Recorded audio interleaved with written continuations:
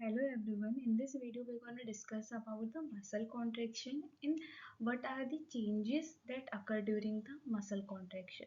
So, muscle contraction को हम ये भी कह सकते हैं muscle contraction means change in the muscle length या change in muscle tension.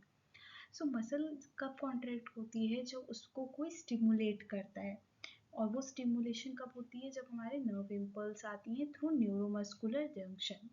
जो हमारा मसल का कॉन्ट्रैक्शन होता है ये एक फिजिकल इवेंट है मीन्स उसमें जो मसल्स की जो पोजीशन है लेंथ है वो चेंज हो रही है या टेंशन चेंज हो रहा है। इसके अलावा और भी चेंजेस होते हैं हमारे मसल्स में जब हमारी मसल कॉन्ट्रैक्ट करती है, जैसे कि इलेक्ट्रिकल चेंजेस जिसमें हमारा जो एक्शन पोटेंशियल होता है मसल्स के मेम्ब्रेन या सेल मेम्ब्रेन का वो चेंज होता है। फिजिकल चेंजेस जो मसल की लेंथ में या टेंशन में चेंज आता है।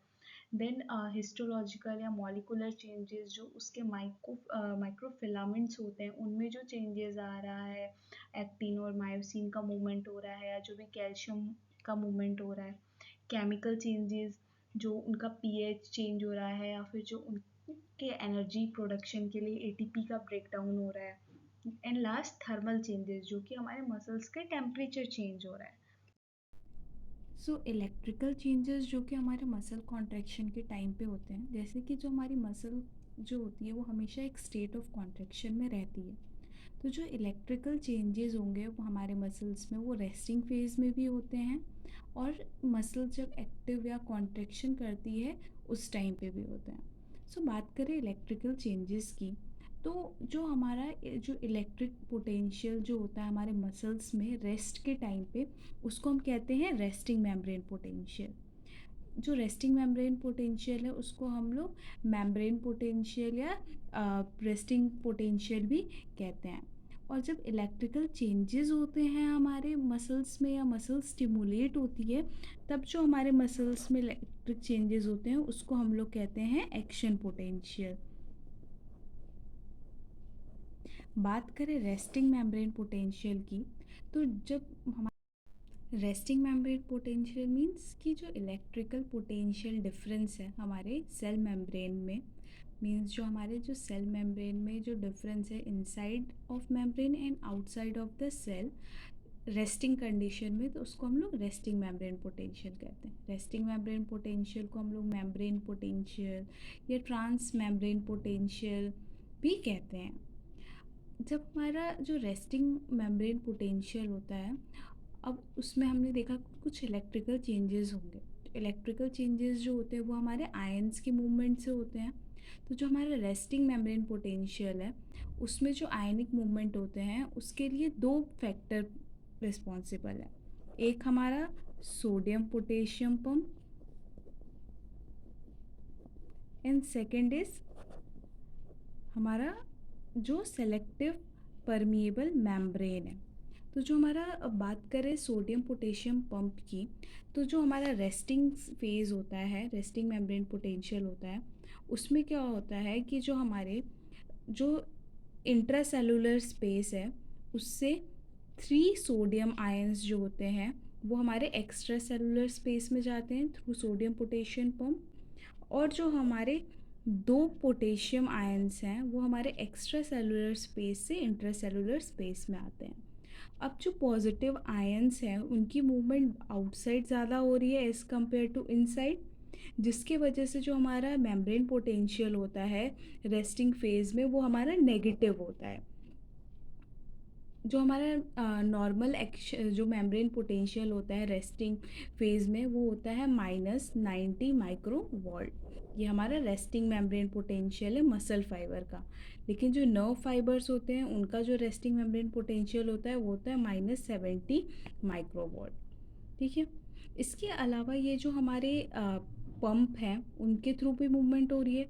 इसके अलावा जो हमारा सेमी परमिएबल मेम्ब्रेन है, जो हमारी सेल की मेम्ब्रेन है, वो भी बहुत इंपॉर्टेंट रोल प्ले करती है आयनिक मूवमेंट के लिए। तो जो हमारे आयनिक मूवमेंट होते हैं वो हमारे जो मेम्ब्रेन है उसमें 2 चैनल से होते हैं। अगर हम बात करें मेम्ब्रेन की, तो उसमें 2 चैनल्स होते हैं। फर्स्ट होता है हमारा channel for major ions, major anions जैसे कि प्रोटीन के लिए। और सेकंड चैनल होता है जिसको हम कहते हैं लीक चैनल। ये जो लीक चैनल होता है इससे हमारे सोडियम आयन, पोटेशियम आयन और जो क्लोरीन आयंस होते हैं वो हमारे सेल मेम्ब्रेन के इनसाइड और आउटसाइड मूव करते हैं ताकि जो कंसेंट्रेशन इक्विलिब्रियम है वो मेंटेन हो सके। जो हमारे सेमी परमिएबल मेम्ब्रेन होती है उससे उसमें जो चैनल्स होते हैं मोस्टली गेटेड होते हैं, उससे कुछ स्पेसिफिक आयन ही है जो उसके इनसाइड या आउटसाइड मूव कर सकते हैं। अब ये जो सेमी परमिएबल मेम्ब्रेन है उसका जो लीक चैनल है जिससे कि हमारे सोडियम और पोटेशियम मूव कर रहा है, उसमें जो हमारे पोटेशियम आयंस होती हैं उनका बहुत ही एक इम्पॉर्टेंट रोल है। नॉर्मली जो हमारा रेस्टिंग मेम्ब्रेन पोटेंशियल जो कि -90 माइक्रो वोल्ट होता है, क्योंकि जो हमारे पॉजिटिव आयंस है वो बाहर की तरफ ज़्यादा मूव कर रहे हैं। अगर हमारा जो पोटेशियम आयन है ये अगर नहीं रहेगा या इनका जो अमाउंट है वो कम रहेगा, तो इससे क्या होगा कि जो हमारी नेगेटिविटी है सेल के अंदर वो और भी ज़्यादा बढ़ जाएगी। जिसकी वजह से क्या होगा कि जो हमारे एक्शन पोटेंशियल जो कि जनरेट हो रहा है, मतलब जब स्टिमुलस आ रहा है और ये जो पोटेंशियल चेंज हो रहा है वो बहुत ही डिले होगा या फिर नहीं होगा, जिसकी वजह से जो हमें मसल कॉन्ट्रैक्शन होगी या जो हमारा रिफ्लेक्सेस हैं बहुत ही ब्रिस्क या बहुत ही स्लो हो जाएंगी या अदरवाइज वो मूवमेंट ही नहीं प्रोड्यूस करेंगी। सो ये था हमारा इलेक्ट्रिकल चेंजेस में फर्स्ट जो था resting membrane potential, means resting phase में हमारे मसल्स में क्या चेंजेस हो रहा है। अब बात करें हम लोग एक्शन पोटेंशियल की। एक्शन पोटेंशियल, एक्शन पोटेंशियल मतलब वो इलेक्ट्रिकल चेंजेस जो कि हमारे मसल्स या जो हमारी सेल्स जो मेम्ब्रेन है उनमें हो रहा है जब कोई भी स्टिमुलस आ रहा है या फिर कोई भी इम्पल्स आ रही है। तो जो एक्शन पोटेंशियल होता है वो हमारा दो फेजेस में होता है, that is depolarisation and repolarisation. Depolarisation जो होता है वो इनिशियल फेज होता है एक्शन पोटेंशियल का, जिसमें जो हमारी जो मसल्स होती हैं उनका जो इनर साइड होता है वो पॉजिटिव होता है और जो आउटसाइड होता है वो नेगेटिव होता है। लेकिन रीपोलराइजेशन फेज में क्या होता है, ये जो हमारा रेस्टिंग मेम्ब्रेन पोटेंशियल है वो रिवर्स हो जाता है। मीन्स जो सेल जो इनसाइड ऑफ मसल क्या हो जाएगा, नेगेटिव हो जाएगा और आउटसाइड जो है वो पॉजिटिव हो जाएगा। Now if we talk about action potential curve या फिर वो ग्राफिकल चेंजेस जो कि या graphical representation of electrical changes जो कि हमारे जब एक्शन पोटेंशियल जनरेट हो रहा है तो देखने को मिल रहा है। तो जो हमारे एक्शन पोटेंशियल जनरेट होता है तो जो उसमें इलेक्ट्रिकल चेंजेस होते हैं वो 3 पीरियड में होते हैं, latent period, depolarisation and repolarisation. जो हमारा जब मसल कॉन्ट्रैक्शन होता है तो सबसे पहले हमारा latent period of electrical changes होते हैं। मींस जो इम्पल्स है, जो स्टिमुलस है वो आई, एक्शन पोटेंशियल जो लेकिन हमारा है मसल्स का वो अभी चेंज नहीं हुआ है, जो कि बहुत ही शॉर्ट ड्यूरेशन का पीरियड होता है, जिसमें अभी हमारी जो रेस्टिंग मेम्ब्रेन पोटेंशियल है वो अभी -90 माइक्रोवॉट ही है। और ये इतने शॉर्ट ड्यूरेशन के लिए होता है, अबाउट 0.5 टू 1 सेकेंड के लिए ये होता है। इसके बाद क्या होता है, इस फेज़ के तुरंत बाद जो हमारा डीपोलराइजेशन का फेज़ होता है वो स्टार्ट हो जाता है। मींस जो हमारी एक्शन पोटेंशियल चेंज हुई है उसमें क्या होगा, पहले तो जो डीपोलराइजेशन होता है वो धीरे धीरे होता है। मीन्स अब जो हमारा जो सेल मेम्ब्रेन जो कि इनसाइड जो इसका एनवायरनमेंट नेगेटिव था वो धीरे धीरे पॉजिटिव होगा। तो स्टार्टिंग में ये बहुत ही स्लो होगा, अबाउट 15 माइक्रोवॉट, जिससे कि जो हमारा एक्शन पोटेंशियल है वो -75 माइक्रोवॉट तक रीच करेगा। उसके बाद एक सडन रैपिड फायरिंग होती है और जो हमारा एक्शन पोटेंशियल होता है वो हमारा जो आइसो इलेक्ट्रिक बेस होता है दैट इज़ ज़ीरो, उसको क्रॉस करता है और वो तब तक इंक्रीज़ करता है जब तक कि वो अपना जो उसका मैक्सिमम जो एक्शन पोटेंशियल है दैट इज़ +55 माइक्रोवोल्ट को ना रीच कर ले। जब वो +55 माइक्रोवॉट तक पहुंच जाता है हमारा मेम्ब्रेन पोटेंशियल, तब हमारा जो फेज़ ऑफ रीपोलराइजेशन है वो स्टार्ट होता है। मीन्स अब क्या होगा कि जो हमारे सेल के अंदर का जो एक्शन पोटेंशियल है वो अब धीरे धीरे नेगेटिव होगा।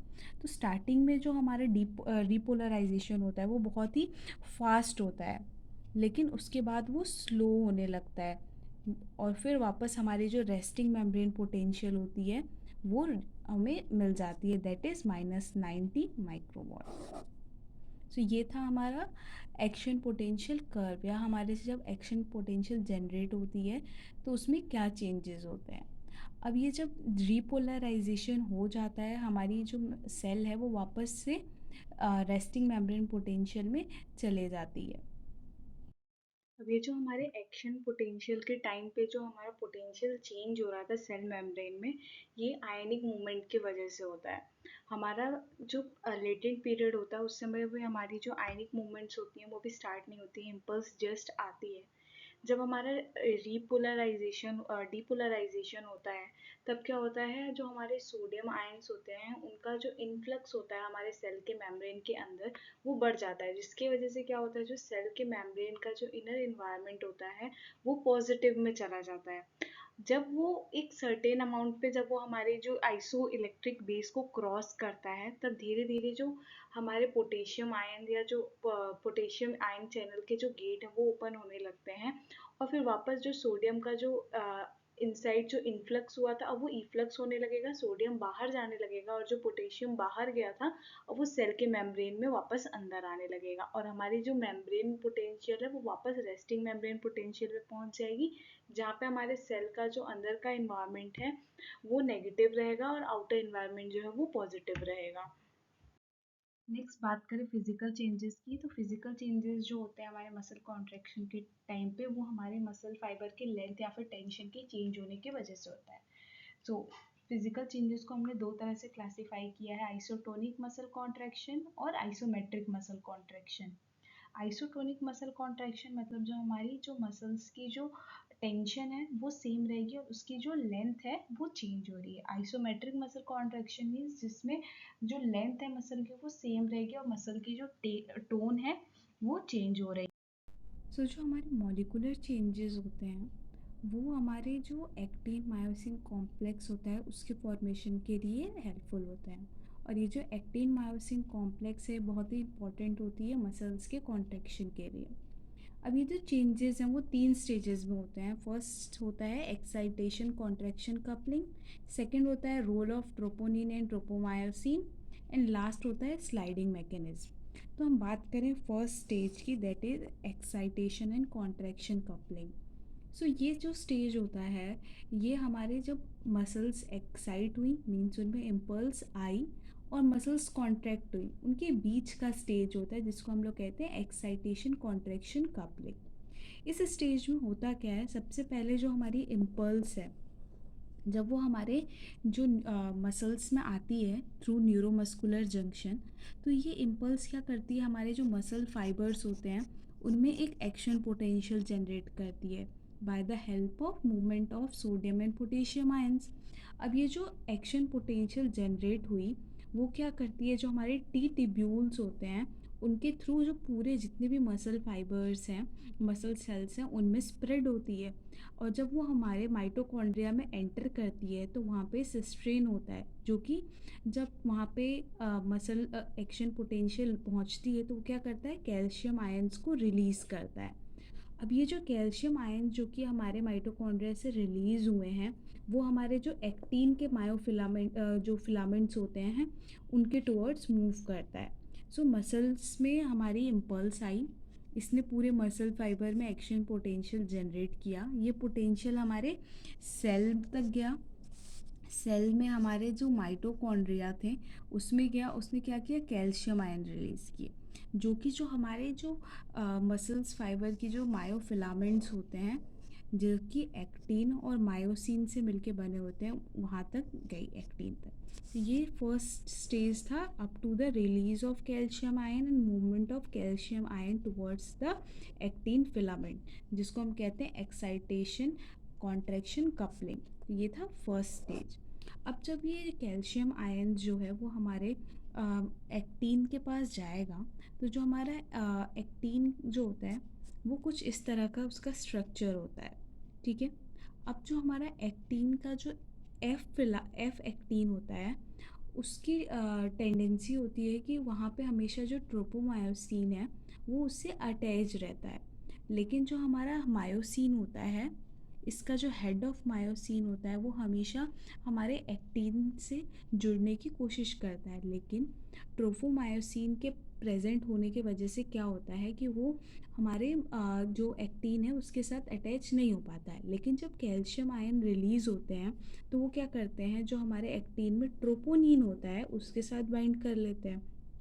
अब कैल्शियम के ट्रोपोनिन के साथ बाइंड होने की वजह से क्या होता है, जो हमारा ट्रोपोमायोसिन मॉलिक्यूल होता है वो इसकी तरफ मूव कर जाता है, जिसके वजह से क्या होता है, जो हमारा एफ एक्टीन होता है, हमारे एक्टीन की वो साइड जो होती है वो खाली हो जाती है। मीन्स वहाँ से जो ट्रोपोमाइसिन जिसने उस एरिया को कवर किया हुआ होता है वहाँ से हट जाता है, जिसकी वजह से क्या होता है, जो हमारा मायोसिन का मॉलिक्यूल होता है या जो हमारा हेड ऑफ मायोसिन, जो हमारा मायोसिन का स्ट्रक्चर कुछ इस तरह का होता है। ये हमारा हेड ऑफ मायोसिन होता है, ये हिंज होता है, और यहाँ पे इसका आर्म होता है मायोसिन का। अब ये जो हमारा मायोसिन है ये जा कर के क्या करेगा, हमारे जो एक्टिन है उसके साथ अटैच हो जाएगा और हमारा एक्टिन मायोसिन स्ट्रक्चर फॉर्म करेगा या एक्टिन मायोसिन कॉम्प्लेक्स फॉर्म करेगा। तो ये था इसका second stage, that is role of troponin and tropomyosin, जिसमें ट्रोपोनिन का रोल क्या था कि वो कैल्शियम के साथ बाइंड कर रहा था, उसके कैल्शियम के साथ बाइंड करने की वजह से वो क्या कर रहा था, ट्रोपोमायोसिन को अपने तरफ पुल कर रहा था और जो एक्टिन की एफ एक्टिन साइट है उसको खाली कर रहा था। अब जो लास्ट स्टेज है that is the sliding mechanism. होता क्या है इसमें, जो हमारे एक्टिन और मायोसिन कॉम्प्लेक्स जो बना है, अब इसमें क्या होगा, जो हमारा मायोसिन है वो हमारे एक्टिन के साथ अटैच है और वो क्या करेगा, एक्टिन को धीरे धीरे अपने आर्म की तरफ पुल करने की कोशिश करेगा। तो जिसकी वजह से क्या होगा, ये आर्म की तरफ मूव करेगा मायोसिन, तो जो एक्टिन है वो इसके साथ में मूव करेगा। ठीक है, इस मूवमेंट को हम कहते हैं power stroke. Means myosin move किया और उसने अपने साथ एक्टिन को भी खींच लिया, लेकिन ये कुछ शॉर्ट ड्यूरेशन के लिए ही होता है। उसके बाद क्या होता है, जो हमारा एक्टिन का कॉम्प्लेक्स होता है वो मायोसिन से छूट जाता है। तो जो हमारा ये जो मायोसिन है ये नीचे आया, अब ये कॉम्प्लेक्स छूटा जिसकी वजह से ये जो एक्टिन है वो आगे की तरफ मूव किया और मायोसिन वापस जा कर के मायोस जो हमारा एक्टिन था उसके न्यू फाइबर से अटैच हो गया। सो अब ये मायोसिन इधर की तरफ मूव कर रहा है और जो हमारा एक्टिन है वो इधर की तरफ मूव कर रहा है और मायोसिन इसको बार बार पुल कर रहा है, जिसके वजह से क्या होगा, ये मूवमेंट बार बार रिपीट होगी और हमारे मसल्स जो हैं वो कॉन्ट्रैक्ट होंगी। सो ये था molecular basis of muscle contraction. अब मसल कॉन्ट्रैक्शन के टाइम पे ये चेंजेस होते हैं और जैसे ही हमारी इम्पल्स हट जाती है, कैल्शियम आयंस का जो इन्फ्लक्स हो रहा है, रिलीज़ हो रहा है, वो रुक जाता है, तो जो ये चेंजेस हैं ये भी होने बंद हो जाते हैं और मसल जो है वापस रिलैक्स हो जाती है। अब बात करें केमिकल चेंजेस की, तो जो केमिकल चेंजेस होते हैं उसमें दो तरह के केमिकल चेंजेस होते हैं। First, chemical changes for the liberation of energy, means energy produce करने के लिए। तो एनर्जी को प्रोड्यूस करने के लिए हमें क्या होता है, break down of ATP molecules होता है और एटीपी हमारे माइटोकॉन्ड्रिया में फॉर्म होता है। तो होता क्या है, जब हमारी मसल कॉन्ट्रैक्ट करती है तो जो हमारा एटीपी है वो ब्रेक डाउन होकर के एडीपी और में ब्रेक डाउन होता है और फॉस्फेट आयंस को रिलीज करता है। Adenosine, ATP means adenosine triphosphate, वो एडिनोसाइन डाइफॉस्फेट बन जाता है। अब ये जो चेंज हो रहा है एटीपी का एडीपी में, ये ज़्यादा टाइम तक नहीं रहता है और मसल्स जो होती है फटीग होने लगती हैं, उसको और एनर्जी की नीड होती है।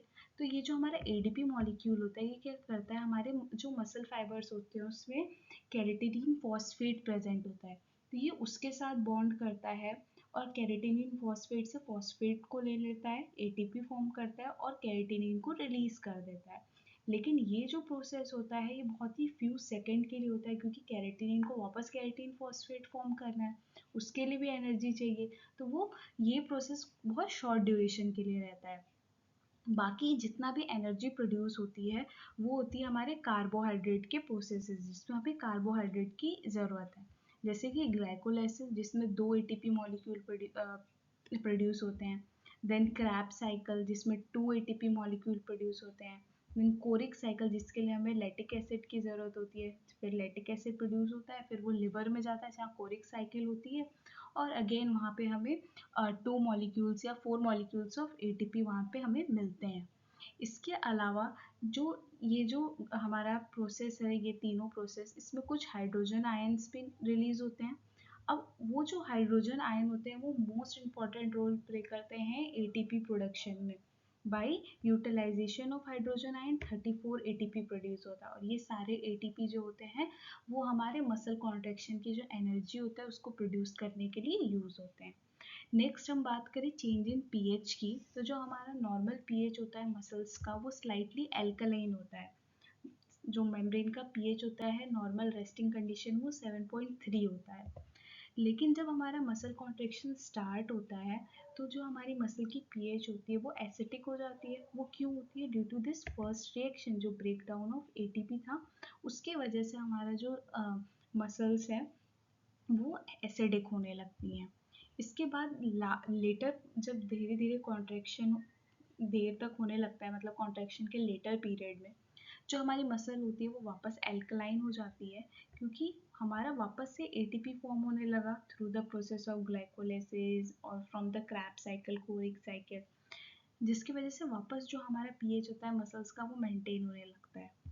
लेकिन जब कॉन्ट्रैक्शन ख़त्म हो जाता है और मसल वापस से फिर एसिडिक हो जाती है, क्यों? क्योंकि अब जो हमारी मसल है उसमें जितना भी मेटाबॉलिक वेस्ट है, लैक्टिक एसिड, पायरुइक एसिड, वो फॉर्म हो गया है, जिसकी वजह से जो मसल है उसका वापस से जो पीएच है वो हमारा एसिडिक हो जाएगा। सो ये थे केमिकल चेंजेस जो कि मसल्स कॉन्ट्रैक्शन के टाइम पे होते हैं। नेक्स्ट बात करें थर्मल चेंजेस की, तो जो मसल जब कॉन्ट्रैक्ट करती है तो हीट प्रोड्यूस होता है, लेकिन जो हीट होता है वो एक ही बार में पूरा प्रोड्यूस नहीं होता है। हीट जो होता है वो धीरे धीरे अलग अलग स्टेजेस में प्रोड्यूस होगा, जिसमें पहला स्टेज है रेस्टिंग हीट। रेस्टिंग हीट कब प्रोड्यूस होता है? जब ये मसल अभी रेस्टिंग पोजीशन में, और ये क्यों हो रहा है? क्योंकि जो हमारे मसल्स में जो मेटाबॉलिक रिएक्शंस हो रहे हैं उनके वजह से। Next initial heat. Initial heat मतलब जो कि मसल एक्टिविटी के टाइम पे प्रोड्यूस हो रहा है। ये जो हीट प्रोड्यूस होता है ये 3 फेजेस में होता है। पहला हीट ऑफ एक्टिवेशन, मतलब मसल को एक्टिवेट करने के लिए जो हीट प्रोड्यूस हो रही है, जो कि क्यों हो रही है? क्योंकि जो हमारे माइटोकॉन्ड्रिया है वहाँ से हमारा कैल्शियम आयन रिलीज हो रहा है। इसको हम लोग मेंटेनेंस हीट भी कहते हैं। नेक्स्ट हीट ऑफ शॉर्टनिंग, मतलब जब मसल कॉन्ट्रैक्ट या शॉर्टन हो रही है, उसकी लेंथ शॉर्ट हो रही है, कॉन्ट्रैक्ट हो रही है, उस समय जो हीट प्रोड्यूस हो रहा है। नेक्स्ट हीट ऑफ रिलैक्सेशन, जब मसल वापस से रिलैक्स हो रही है तब जो हीट प्रोड्यूस हो रहा है। ये क्यों हो रहा है? क्योंकि अब मसल वापस लेंथन हो रही है, और ये दोनों हीट भी एटीपी मॉलिक्यूल जो हो रही है उसके ब्रेक डाउन होने की वजह से प्रोड्यूस होता है। लास्ट है रिकवरी हीट। रिकवरी हीट जो होता है वो मसल एक्टिविटी के एंड में प्रोड्यूस होता है, और ये क्यों प्रोड्यूस होता है? क्योंकि जो रीसिंथेसिस प्रोसेस हो रहा है, वापस से जो एडीपी से एटीपी बन रहा है उसमें जो हमें हीट रिक्वायर्ड प्रोड्यूस हो रहा है, ये उसके वजह से थर्मल या हीट प्रोड्यूस होता है। ये थे टोटल हमारे जितने भी जो चेंजेस होते हैं ड्यूरिंग द मसल कॉन्ट्रैक्शन।